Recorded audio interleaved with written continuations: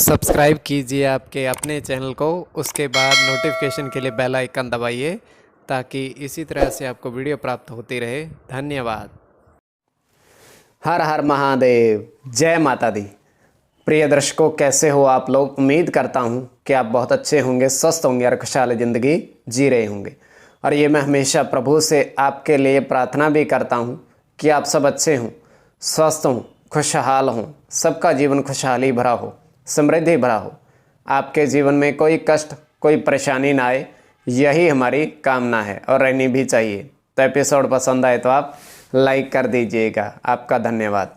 तो आप सब्सक्राइब कर लीजिएगा ताकि आने वाले समय में हम अंक ज्योतिष, रतन ज्योतिष पर भी थोड़ा बहुत आपको बताते जाएं और जन्म कुंडली में कौन सा ग्रह सबसे ज़्यादा फायदा पहुंचाता है और किस तरीके से आप उसका लाभ ले सकते हो, कब आएगा वो समय, वो भी आपको बताएंगे। तो आप सब्सक्राइब कर लीजिएगा। तो आपके समक्ष दूरभाष प्रिंस जी वर्षों से ऑनलाइन कार्य कर रहे हैं। दूरभाष के माध्यम से या चैट के माध्यम से कभी भी आप इनके पास संपर्क साध सकते हो। तो देखिए, एक स्वप्न से पूर्व आपके स्वप्न की गणना, आप कहते हो स्वप्न हमने देखा, केवल कल्पना मात्र, किंतु उसमें हमें इतने अंक दिखाई दिए, केवल अंक लिखे हुए, पर उनका फलित कुछ नहीं है। क्यों? देखिए, मैंने हमेशा कहा है, पहले तो चंद्रमा अगर आपका अच्छी स्थिति में है, बहुत अच्छी स्थिति में नहीं, सामान्य स्थिति में, बुरे ग्रहों का प्रभाव नहीं है, तो ही आपका स्वप्न फलित हो सकता है। चंद्रमा अगर कमजोर है तो मन भटकेगा, और मन इस तरीके से भटकेगा कि आपको वो दृश्य दिखेंगे सपने में जिस कल्पना से भी परे आप उसके पीछे मृग तृष्णा की तरह भागोगे कि ये भी अच्छा है, ये भी अच्छा है, किंतु आपको लाभ कुछ नहीं होगा। इसलिए मैं हमेशा कहता हूं कि बुध और राहु, बुध अचानक धन प्राप्ति का और राहु भी अचानक धन प्राप्ति का, दोनों ही जन्म कुंडली में अच्छी स्थिति में हो तो आपको अचानक धन प्राप्त एक बार नहीं अनेक बार होता है, देखा है। और पंचम भाव दिमाग का भी घर माना जाता है। दिमाग से ही हम जब सोते हैं तो दिमाग तो चेतन होता है, स्वप्न उसी से आते हैं। और ये हमारे शिक्षा का भी घर होता है, तो उससे भी देखा जाता है।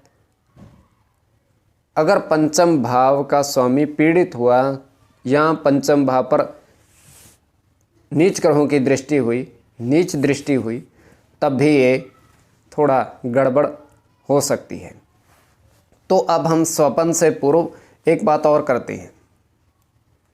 मान लीजिए आप स्वप्न देखते हो, केवल ध्वनि सुनाई देती है, बोलता या दिखाई कुछ भी नहीं देता, केवल आपको ध्वनि सुनाई देती है और आप एकदम से ही उठते। उसका अर्थ भी बड़ा गूढ़ होता है कई बार। देखिए, होता सपना है, कल्पना मात्र, सच्चाई नहीं होती, किंतु फिर भी उसका अर्थ गूढ़ होता है कई बार। और आपके इष्ट देव कई बार बोलकर सब आपके सामने रख देते हैं, आने वाले समय का भी सारा उसमें लेखा जोखा होता है।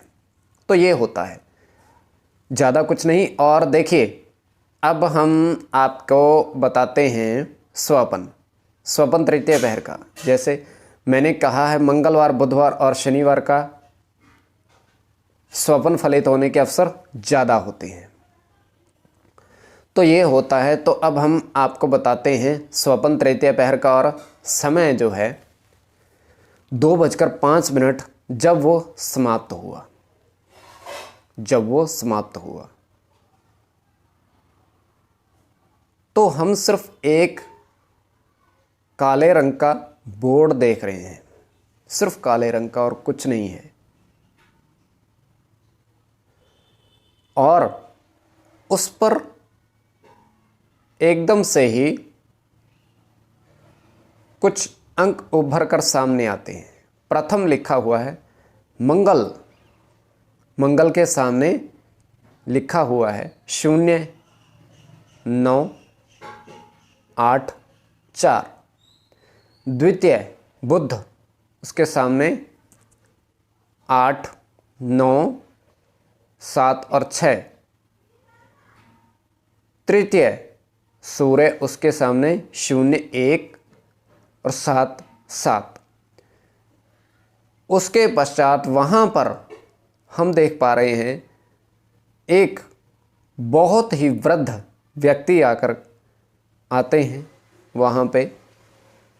तो क्या करते हैं, उनके हाथ में एक लिखने वाला यंत्र है, पता नहीं क्या यंत्र है, किंतु जैसे ही वो लिखने लगते हैं तो वो प्रकाशमान होते आती है।